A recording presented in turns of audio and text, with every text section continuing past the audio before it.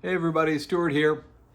I have been doing some reading lately, and I came across a book after seeing an interview with Brian Eno. If you don't know who Brian Eno is, he is an artist, a musician, a producer, and a very interesting thinker. He was responsible for producing some of the most incredible music from the 1970s and into the 80s. He is the person that coined the term ambient music with a series of albums that he did, I believe, in the late 70s, early 80s, starting with Ambient 1, Music for Airports.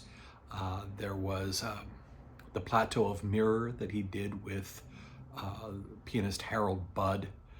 On Land was a wonderful album of music that, as he described it, was as ignorable as it was listenable.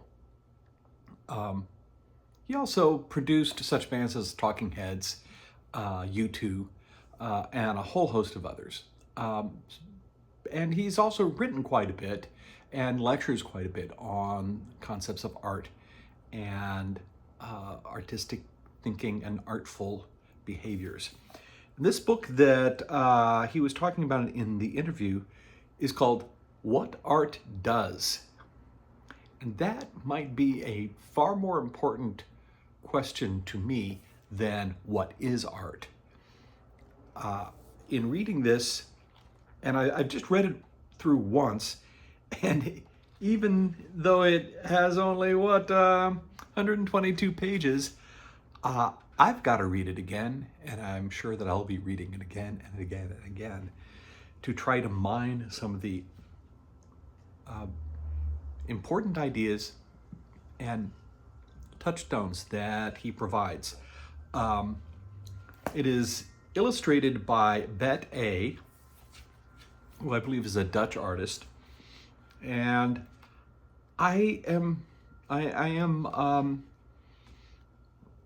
I'm really, really impacted by this. I don't know whether I agree with all of it or not. One of the things that he says is art is effective because it is safe. And I think that in some cases that might be true, but in other cases I think art can be dangerous. And why is that? Because art, more than anything, has to do with feelings. How does it make you feel? Is it a trigger? Is it a tool? These are things that bear investigation. And that's one of the purposes of this channel. Investigating what art does and how we can use what it does to improve and change our lives. I am a staunch believer that art and art education is one of the best ways to improve critical thinking. And critical thinking is something that was sorely needed in our contemporary society. Art teaches this because as a creator, one has an idea, something that you want to make, something that you want to bring into this world.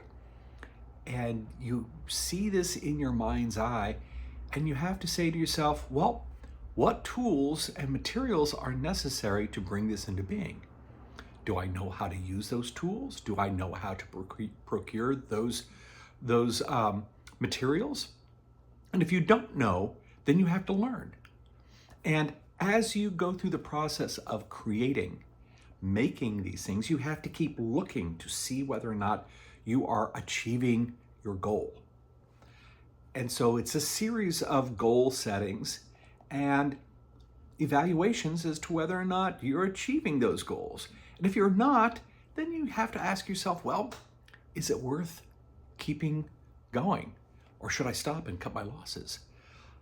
Do you have to go back and relearn or learn more about the tools? Do you have to reevaluate which tools you originally thought to use? And through this process, you can come to understand better what it is that you originally wanted to create and what's necessary to get there. And these are elements that are necessary in critical thinking. What am I looking at?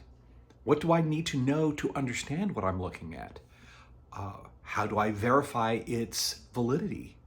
You have to keep looking at it and keep investigating. And I think that by doing this, we become more effective as people. But when it comes down to the end of it, you've got, you end up with the object, the thing that you created. And you look at it, you use it, and it makes you feel something. How does it make you feel? Does it make you feel good? Does it make you feel safe? Does it make you feel smart? Does it make you feel dumb?